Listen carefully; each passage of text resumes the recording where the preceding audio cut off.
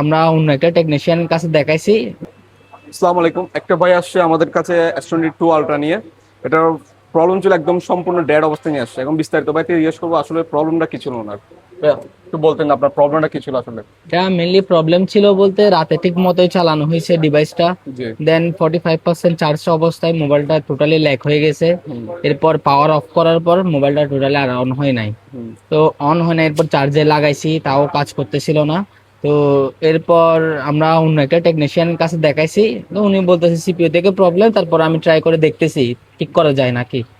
তো এরপর উনি টুকটাক কাজ করছে, কাজ করার পর মোবাইলটা 10 সেকেন্ড মতো অন হয়েছে। আমি যখন প্যাটার্নটা দিয়ে লকটা খুলছে অতটুকু অবস্থা আবার ল্যাক হয়ে গেছে।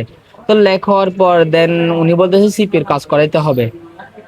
তো বলছিল যে কি ডেট রিক্স আছে, তো আমি ওখান থেকে আর কাজ করে নাই, পরে আপনাদের কাছে আসছি, আপনারা কাজ করছেন, এরপর এখন আলহামদুলিল্লাহ ঠিক হয়েছে।